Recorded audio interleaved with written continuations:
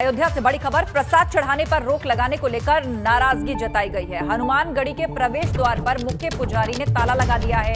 भगवान हनुमान को लड्डू न चढ़ने से नाराज है मुख्य पुजारी। प्रशासन ने प्रसाद चढ़ाने पर रोक लगाई है। मुख्य पुजारी ने कहा, प्रसाद चढ़ाने पर रोक हटने के बाद ही ये ताला खुलेगा।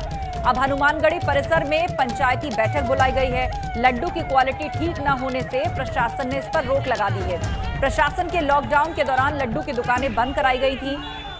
दुकानें बंद होने के बाद अयोध्या में प्रसाद विक्रेता लामबंद हो गए। नाराज प्रसाद विक्रेता अब सड़कों पर उतर आए हैं। तो अयोध्या में अब एक समस्या खड़ी हो गई है। यहां हनुमानगढ़ी मंदिर में जो प्रसाद चढ़ाया जाता है उसकी क्वालिटी ठीक ना होने पर प्रशासन ने उस पर रोक लगाई थी, जिससे नाराज होकर ना सिर्फ प्रसाद विक्रेता जो है वो सड़कों पर उतर आए, बल्कि हनुमानगढ़ी के मुख्य पुजारी ने भी गेट पर ताला लगा दिया है। और उनका कहना है कि ये गेट तभी खुलेगा जब प्रसाद चढ़ाने की अनुमति दी जाएगी। प्रशासन ने प्रसाद विक्रेताओं के कई सैंपल्स रिजेक्ट कर दिए थे, जिसके बाद उनकी क्वालिटी ठीक ना होने को वजह बताते हुए उस पर रोक लगा दी थी।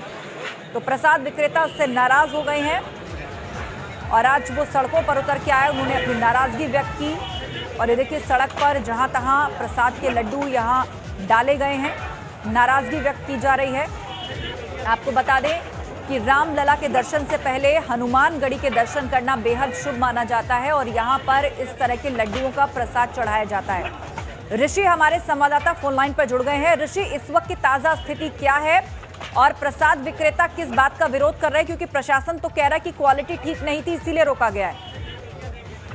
आपको बता दें कि हनुमानगढ़ी का ये पूरा मामला है। हनुमानगढ़ी में प्रसाद को चढ़ाने को लेकर के गद्दी नसीब और प्रशासन ने दोनों ने रोक लगा रखी थी। हालांकि जब प्रसाद काफी टाइम तक बंद था तो गद्दी नसीब ने कहा कि अब प्रसाद को चढ़ाया जाए, क्योंकि बिना प्रसाद के भगवान अधूरे हैं। इस वजह से प्रशासन से जब बात की गई तो प्रशासन ने कहा कि गुणवत्ता जो है लड्डू की पूर्ण होने के कारण से इस वजह से प्रसाद पे रोक लगा दी गई है। तो जब प्रशासन जो बैठक चल रही थी तो बैठक में निर्णय लिया गया कि प्रसाद जो उसको चढ़ाने दिया जाए। तो इसको लेकर के जब हनुमानगढ़ी के संत जब प्रसाद दुकानदारों से बात करने गए तो वो आक्रोशित हो गए। आक्रोशित होने के बाद जो उनकी जो लड्डुएं थी वो सड़कों पर गिर गई। इसको दुकान बंद कराने को लेकर के कुछ बात कहानी होनी लगी। उस वजह से दुकान पे जो लड्डुएं थे वो गिर गए। फिर उस पर दुकानदार आक्रोशित हो गए और सभी दुकानों को बंद कराने लगे। जी हाँ, बिल्कुल, सभी दुकानों को बंद कराने लगे और इसके बाद अब प्रशासन की तरफ से कोई बातचीत की गई है प्रसाद विक्रेताओं से?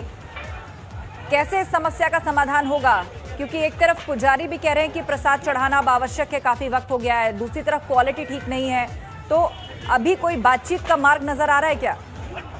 जी, अब इस समय अध्यक्ष के हनुमानगढ़ी पर प्रशासन की बैठक चली है। बैठक में भी निर्णय लिया जाएगा कि प्रसाद की गुणवत्ता किस तरह से पूर्ण हो, प्रसाद कब से चढ़ाई जाएगी, क्योंकि अब दर्शन जो है वो चालू कर दिया गया है, गेट को खोल दिया गया है, श्रद्धालु दर्शन कर रहे हैं। प्रशासन बैठक कर रहा है संतों के साथ, दुकानदारों के साथ। अब बैठक में अहम निर्णय लिया जाएगा कि प्रसाद का कब से शुरुआत होगी और गुणवत्ता में क्या क्या होगा।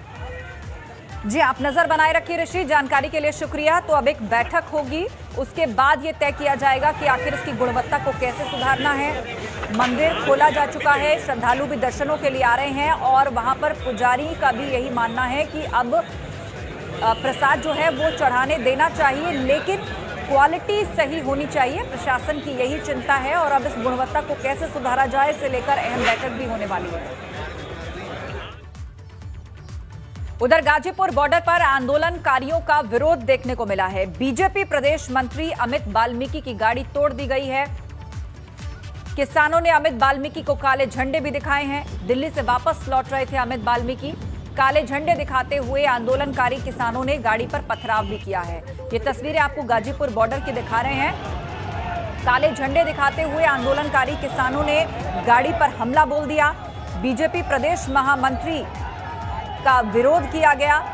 बीजेपी प्रदेश मंत्री अमित बाल्मीकि की गाड़ी को किस तरह तोड़ा गया, काले झंडे दिखाए गए, गाड़ियों पर पत्थर फेंके गए, उनकी गाड़ी को तोड़ दिया गया। दिल्ली से वो वापस लौट रहे थे और देखिए किस तरह गाड़ी को नुकसान पहुंचा, एक भी शीशा सलामत नहीं दिख रहा है। आंदोलनकारी किसानों ने झंडे दिखाए हैं बीजेपी प्रदेश मंत्री अमित बाल्मीकि को। इतना ही नहीं, उनकी गाड़ी पर भी पत्थर फेंके गए, उनकी गाड़ी के शीशे तोड़ दिए गए। दिल्ली से वो वापस लौट रहे थे, लेकिन जैसे ही गाजीपुर बॉर्डर पर से होकर गुजरे आंदोलन कर्मियों ने उन्हें घेर लिया, उनकी गाड़ी पर पत्थर फेंके गए, काले झंडे दिखाए गए।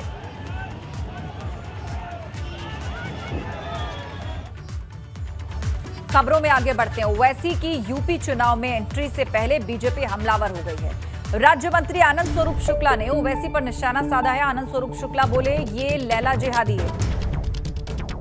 यूपी में लव जिहाद पर कानून है, अब कोई लैला नहीं बन पाएगा। हैदराबाद में बीजेपी ने ओवैसी को औकात बता दी है। इस तरह की बातें कही हैं आनंद स्वरूप शुक्ला ने। राज्य मंत्री संसदीय कार्य एवं ग्राम्य विकास विभाग यूपी सरकार में आनंद स्वरूप शुक्ला, उन्होंने ओवैसी को लेकर ये बातें कही। आपको लगता है ये लैला जिहादी है और उत्तर प्रदेश में लव जिहाद पर कानून बन गया है, तो योगी जी के राज में कोई जिहादी लैला के लिए स्थान बन नहीं पाएगा, जेल में डाल दिया जाएगा। ओवैसी कह रहे हैं कि मैं 100 सीटों पर उत्तर प्रदेश में चुनाव लड़ूंगा। ओवैसी जैसे लोग हैदराबाद में जहां उनके बाप दादा जो देश विरोधी रहे, वहां पर भी जाकर के भारतीय जनता पार्टी ने उनकी औकात बता दिया है, तो उत्तर प्रदेश में क्या कर सकते हैं, ये दिन में सपने देखने जैसा है। आगे बढ़ते अगली खबर कानपुर से। धर्मांतरण को लेकर सूफी इस्लामिक बोर्ड ने आरोप लगाए हैं। इस्लामिक बोर्ड के प्रवक्ता कौसर मजीदी ने डीसीपी साउथ को ज्ञापन सौंपा है और धर्मांतरण के पीछे पाकिस्तानी संगठन दावत इस्लामी का हाथ बताया है। शहर के मुस्लिम बहुल इलाकों से की जा रही है दावत इस्लामी की फंडिंग, और फंडिंग के लिए मुस्लिम बहुल इलाकों में लगाए गए हैं पारदर्शी डब्बे। धर्मांतरण सिंडिकेट को लेकर रोजाना नए नए खुलासे हो रहे हैं। परत दर परत लोगों के नए नाम इसमें सामने आ रहे हैं। इस बीच सूफी इस्लामिक बोर्ड ने एक नया बयान दे दिया है। सूफी इस्लामिक बोर्ड के राष्ट्रीय प्रवक्ता कौसर हसन मजीदी ने कहा है कि इसके तार पाकिस्तान की दावत इस्लामी से जुड़े हुए हैं। मजीदी साहब हमारे साथ हैं, उनसे बात कर लेते हैं कि वो किस बिना पर ये आरोप लगा रहे हैं। मजीदी साहब, आपने बड़ा आरोप लगाया है, सबसे पहले आप अपनी बात को पूरा करें, आप क्या आरोप लगा रहे हैं?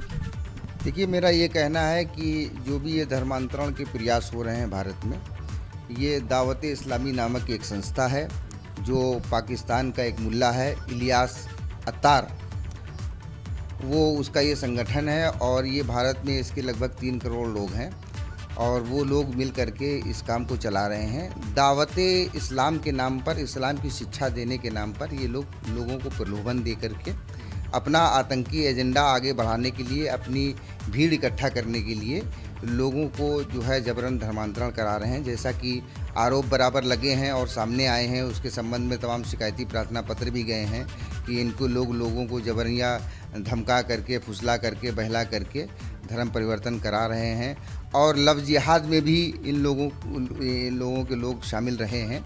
ऐसी तमाम बातें प्रकाश में आई हैं और इनकी और भी तमाम ऐसी गतिविधियां हैं जो भारत की एकता, अखंडता और संप्रभुता के खिलाफ हैं, क्योंकि इसका जो चीफ है इलियास अत्तार, इसने पाकिस्तान का एक आतंकी था वो जो मर गया है, खादिम लंगड़ा, उस खादिम लंगड़े के तहरीक लब्बैक के भारत विरोधी कार्यक्रम में इसके द्वारा फंडिंग की गई और उसके वीडियोस हमारे पास मौजूद हैं और मैंने वो सारे लिंक्स जो है वो एक प्रार्थना पत्र के साथ जो है वो प्रधानमंत्री जी को और गृह मंत्री जी को भी भेजे थे। तो कौसर हसन मजीदी जो है साफ तौर पर आरोप लगा रहे हैं कि पाकिस्तान की जो संस्था है दावत इस्लामी, वो मुस्लिम बाहुल इलाकों में लोगों को टारगेट कर रही है और वहाँ पर एक ट्रांसपेरेंट सा एक बॉक्स रख दिया जाता है और उससे डोनेशन लिया जाता है जो पाकिस्तान जाता है और उसके बाद यहाँ पर गैर मुस्लिमों का धर्मांतरण कराने के काम में भी आता है। और सीधी तौर पर ये भी आरोप लगा रहे हैं कि दावत इस्लामी और इस्लामिक दवा सेंटर जो IDC है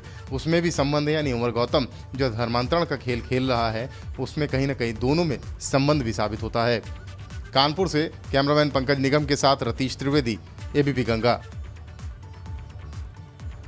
तो मजीदी ने आरोप लगाए हैं कि कुछ मुस्लिम बहुल इलाकों से भी इसकी फंडिंग होती है और उसके लिए बाकायदा ट्रांसपेरेंट बॉक्सेस लगाए गए हैं ताकि लोग अपना चंदा या फंडिंग या जो भी वो दान करना चाहते हैं उसमें डाल सकें और उसका इस्तेमाल फिर आगे इस तरह से हो।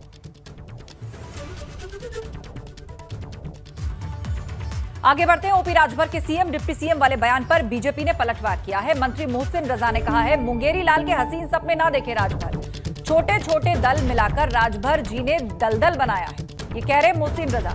उत्तर प्रदेश की जनता इन दलों के दलदल में नहीं फंसने वाली।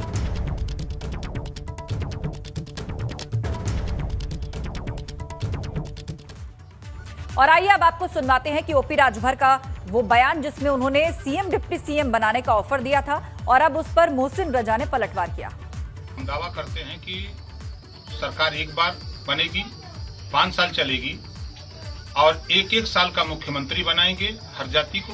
तो पहले साल हम संजय निषाद को ही बना देंगे, वहाँ क्या भीख मांग रहे। दूसरे साल हम राजभर को बना देंगे, तीसरे साल पटेल को बना देंगे, चौथे मौर्य को बना देंगे। 5 साल में 5 मुख्यमंत्री और 1 साल में 4 डिप्टी सीएम, 4 जाति को बनाएंगे। ये भागीदारी संकल्प मोर्चा की सोच है। देखिए, राजनीति में सपने देखने का सबको अधिकार है, लेकिन ओम प्रकाश राजभर जी की तरह मुंगेरी लाल के सपने नहीं देखना चाहिए कि जिस तरह से वो कह रहे हैं छोटे छोटे दल मिलाकर। छोटे छोटे दल में असदुद्दीन ओवैसी का भी दल है और उसके साथ सरकार जब वो बनाएंगे तो उनका कहना है 4 मुख्यमंत्री हम बनाएंगे 5 साल में और 20 उप मुख्यमंत्री बनाएंगे हम 5 साल में। तो मतलब कभी असदुद्दीन ओवैसी को बनाएंगे मुख्यमंत्री, कभी वो खुद बनेंगे मुख्यमंत्री, कभी और उनके सहयोगियों को बनाएंगे उप मुख्यमंत्री। तो ये छोटे छोटे दल मिला के जो दलदल उन्होंने बनाया है, तो उत्तर प्रदेश की जनता इस दलदल में फंसने वाली नहीं है। और मैं उनको सलाह दूंगा कि सपने देखिए, लेकिन मुंगेरी लाल के सपने मत देखिए। ओपी राजभर का बीजेपी पर पलटवार। राजभर ने कहा पिछड़ों का आरक्षण खत्म करेगी बीजेपी, पिछड़ों को बीजेपी न्याय नहीं देगी, नौकरियों में पिछड़ों को हिस्सेदारी नहीं देगी। भाजपा सरकार वोट लेने के लिए महापुरुष को याद करती है। आपको दिखाते हैं क्या ट्वीट कर रहे हैं ओपी राजभर। यूपी विधानसभा चुनाव नजदीक आते ही भाजपा बाबा राव अंबेडकर के नाम का इस्तेमाल करती है। सांस्कृतिक केंद्र पर शिलान्यास करने गई, अच्छा हुआ, लेकिन पूर्व से अब तक तमाम सरकारें बनी, एक भी सरकारों ने बाबा साहेब डॉक्टर अंबेडकर जी की ऑयल प्रिंट में सदन में इस बात को उठाया था, लेकिन अभी तक सरकार ने नहीं लगाया। बाबा साहेब ने संविधान के पहले पन्ने पर समता, स्वतंत्रता, संप्रभुता और न्याय की बात की है, पर भाजपा सरकार दलित, ओबीसी, अल्पसंख्यक, वंचित वर्ग को प्रशासनिक क्षेत्रों में भागीदारी नहीं देगी। एससी, एसटी, ओबीसी का आरक्षण भाजपा सरकार समाप्त करेगी। इनको न्याय नहीं देगी। भाजपा सरकार सिर्फ वोट लेने के लिए महापुरुष को याद करती है, उनके वंशजों को जब हिस्सा देना होता है तो भूल जाती है। भाजपा सरकार बताए 4.5 साल में सामाजिक न्याय समिति की रिपोर्ट क्यों नहीं लागू कर पाई है। एक बड़ी खबर कानपुर से। धर्मांतरण को लेकर सूफी इस्लामिक बोर्ड ने आरोप लगाए हैं। इस्लामिक बोर्ड के प्रवक्ता कौसर मजीदी ने डीसीपी साउथ को ज्ञापन सौंपा है। धर्मांतरण के पीछे पाकिस्तानी संगठन दावते इस्लामी का हाथ बताया जा रहा है। शहर के मुस्लिम बहुल इलाकों से की जा रही है दावते इस्लामी की फंडिंग, और फंडिंग के लिए मुस्लिम बहुल इलाकों में लगाए गए हैं ट्रांसपेरेंट डब्बे। रतीश के पास सीधा आपको लिए चलते हैं। कानपुर से लाइव जुड़ रहे हैं हमारे संवाददाता रतीश। ये बेहद संगीन आरोप है, दावते इस्लामी का हाथ धर्मांतरण के पीछे और उसकी फंडिंग मुस्लिम बहुल इलाकों से हो रही है, जहां पर ये पारदर्शी ट्रांसपेरेंट डब्बे लगाए गए हैं। क्या अब तक प्रशासन को इसकी खबर नहीं थी? कैसे इस तरह से सब कुछ कलेक्शन चल रहा था?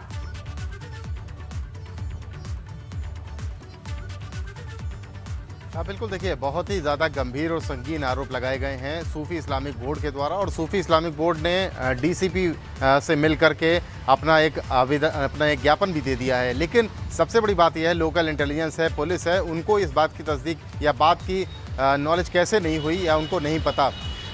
इस बात की बड़ी गंभीर हो जाती है ये बात तब जब बोला जाता है कि मुस्लिम बाहुल इलाकों में ट्रांसपेरेंट बॉक्स लगाए गए हैं और उसमें पैसा इकट्ठा किया जा रहा है, यानी चंदा इकट्ठा किया जा रहा है। दावते इस्लामी हम सब जानते हैं पाकिस्तान बेस्ड ऑर्गेनाइजेशन है, और दावते इस्लामी अगर इस तरीके का कृत्य कानपुर और पूरे हिंदुस्तान में कर रहा है तो उसकी जानकारी बड़े अधिकारियों को, पुलिस को, लोकल इंटेलिजेंस को ज़रूर होनी चाहिए, और अगर नहीं है तो बहुत ही ये लापरवाही इसे कही जा सकती है। आरोपों पर अगर आएँ तो आरोप गंभीर हैं कि दावते इस्लामी और धर्मांतरण जो सिंडिकेट है, जो गिरोह है जिसका खुलासा हुआ है, उसमें कहीं ना कहीं तार जुड़े हुए हैं, क्योंकि ये पैसा पाकिस्तान की संस्था के नाम पे जा रहा है और पाकिस्तान को मजबूत करने वाला, यानी पाकिस्तान के आतंकियों को मजबूत करने वाला ये पैसा बन जाता है, जो इस देश से ही जा रहा है। और एक नहीं, तमाम ऐसे बॉक्सेस जो मुस्लिम बाहुल इलाकों में लगाए गए हैं उनके ज़रिए चंदा इकट्ठा किया जाता है और उसके बाद पाकिस्तान की संस्था को जाता है, जिससे वो अपने नापाक मंसूबों को अंजाम दे रहे हैं। सूफी इस्लामिक बोर्ड का साफ तौर पर यह बड़ा आरोप है और इस आरोप की जांच भी होनी चाहिए, क्योंकि पुलिस तक ज्ञापन पहुंच चुका है, पुलिस तक शिकायती पत्र पहुंच चुका है और प्रधानमंत्री तक को ये पत्र लिखा गया है सूफी इस्लामिक बोर्ड के द्वारा।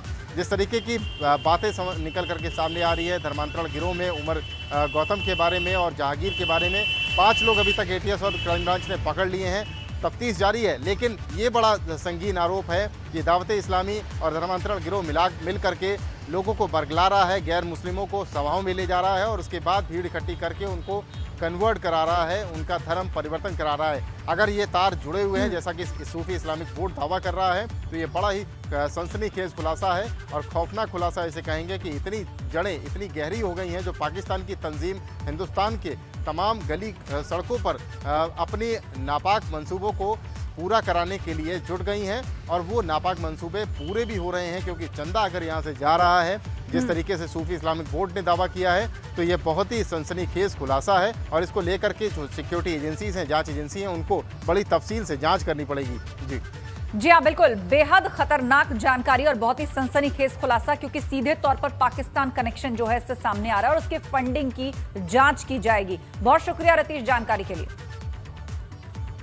उधर भदोही में जिला पंचायत चुनाव में बीजेपी वर्सेस बीजेपी जैसी स्थिति हो गई। अमित कुमार सिंह और अनिरुद्ध त्रिपाठी के बीच में मुकाबला है। बीजेपी प्रत्याशी अमित सिंह से बीजेपी ने समर्थन वापस लिया। अमित सिंह के पास सिर्फ 4 सदस्यों का ही समर्थन है। निर्दलीय प्रत्याशी अनिरुद्ध के पास 14 सदस्यों का समर्थन है। बीजेपी विधायक रविंद्रनाथ के भाई हैं अनिरुद्ध। जीत के लिए 14 वोटों की जरूरत है। अमित सिंह ने समर्थन वापसी के बाद भी अपना पर्चा वापस नहीं लिया है, नॉमिनेशन वापस नहीं लिया है। सपा पहले ही यहां पे जिला पंचायत अध्यक्ष पद की लड़ाई से बाहर है और अब ये दोनों प्रत्याशी मतलब एक तरह से बीजेपी वर्सेस बीजेपी की जो है वो स्थिति यहां पर आन खड़ी हुई है। आज के पहले भी मैं चुनाव जीत रहा था और आज भी मैं चुनाव जीत रहा हूं, इसमें कोई दो राय नहीं है। माननीय सभी जिला पंचायत सदस्य हमारे साथ में पहले से ही हैं और आज भी हमारे साथ में हैं, इसलिए मैं पहले से ही कहता चला आ रहा हूं कि मैं चुनाव जीत रहा हूं। 22 लोग पहले मेरे साथ में, अब माता रानी की कृपा रहेगी तो 26 के 26 हो रहेंगे। और अब बड़ी खबर दिल्ली से। 31 जुलाई तक अंतर्राष्ट्रीय यात्री विमान रद्द कर दिए गए। पिछले साल मार्च से ही नियमित यात्री विमान बंद है। कोरोना के चलते मार्च से ही बंद है नियमित यात्री विमान सेवा। और अब ये अहम अपडेट उससे जुड़ा हुआ सामने आया है। 31 जुलाई तक अंतर्राष्ट्रीय यात्री विमान रद्द रहेंगे। तो पिछले साल मार्च से ही बंद है, 31 जुलाई तक बंद रहेंगे। कोरोना के चलते मार्च से ही नियमित यात्री विमान सेवा बंद कर दी गई है।